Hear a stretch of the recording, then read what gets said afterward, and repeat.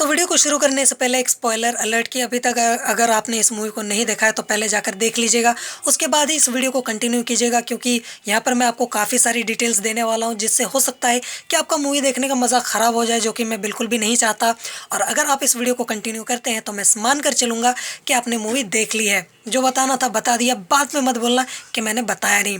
तो जैसा कि पिछले वीडियो में हमने रेड के बारे में बात किया था और यहाँ पर इस वीडियो में हम ब्रुक्स की बात करेंगे क्योंकि ये भी बहुत इंपॉर्टेंट कैरेक्टर है और इससे हमें काफ़ी कुछ जानने समझने को मिलता है और काफ़ी सारी बातें हमें पता चलती हैं कि आखिर उसने आत्महत्या क्यों की और आखिर वो किस बात से डरा हुआ था।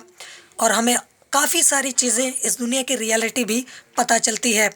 तो देखिए, यहाँ पर ब्रुक्स के बारे में हमें दो जगहों से जानकारी मिलती है। पहला तो है रेड की बातों से, जो रेड ब्रुक्स के बारे में बताता है, और इसके अलावा जब ब्रुक्स बाहर जाता है और एक लेटर लिखता है उसके ज़रिए।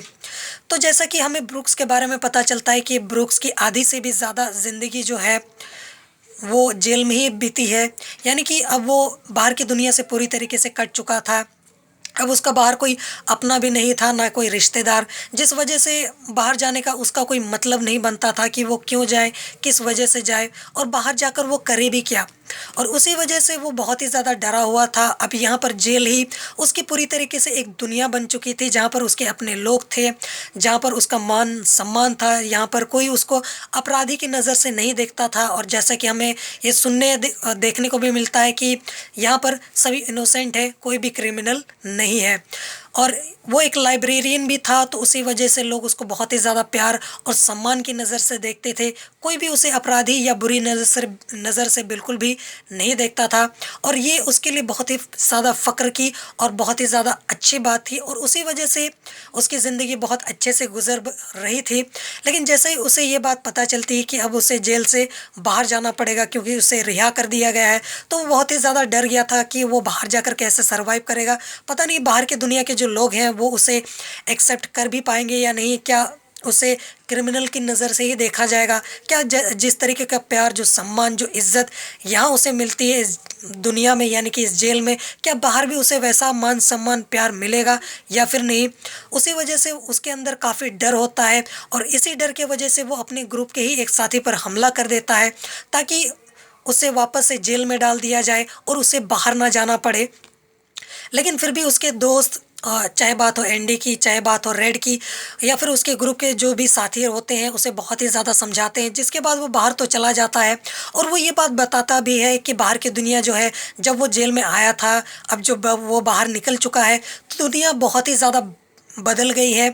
लेकिन कहीं न कहीं अब इसके लिए एक बहुत बड़ी मुसीबत खड़ी हो गई है कि दुनिया उसे एक अपराधी ही समझती है। भले ही उसके सारे गुनाह जो हैं वो माफ़ ही क्यों ना कर दिए गए हों, लेकिन इसके बावजूद भी दुनिया अब भी उसे अपराधी की नज़र से ही देखती है और कोई भी उसकी इज़्ज़त नहीं करता, कोई भी उसका मान-सम्मान नहीं करता है और उसी वजह से वो बहुत ही ज़्यादा दुखी रहता है। और यहाँ पर सिस्टम की भी मैं गलती मानूँगा कि उसे ओल्ड एज होम भेजने के बजाय, ताकि वो वहाँ पर रहकर अपने तरह के लोगों से सुख-दुःख बाँट सके, दूसरों से अपनी मन की बात साझा कर सके, उसको एक छोटा-सा कमरा दे दिया गया और एक जॉब दे दिया गया। इस उम्र में जहाँ उसको आराम करना चाहिए था, एक ऐसा बोझ दे दिया गया जिसको वो सही से ढो भी नहीं सकता था, जो कि उसकी तकलीफ़, उसके दर्द को हमें उसके लेटर से भी पता चलता है। पर वो क्या कर सकता था, एक मजबूरी थी।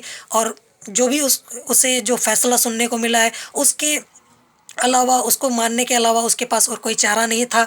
और जो उसको प्रताड़नाएँ बाहर झेलनी पड़ रही थी, उसको वो झेल नहीं पाया, सर्वाइव नहीं कर पाया और उसी वजह से, उसको बर्दाश्त ना करने की वजह से वो आत्महत्या कर लेता है क्योंकि उसको कोई रास्ता नहीं सूझता है। उसके पास कोई ऐसा था नहीं जो उसे गाइड कर सके या उसे बता सके, उसे समझा सके, ऐसा कुछ भी नहीं था।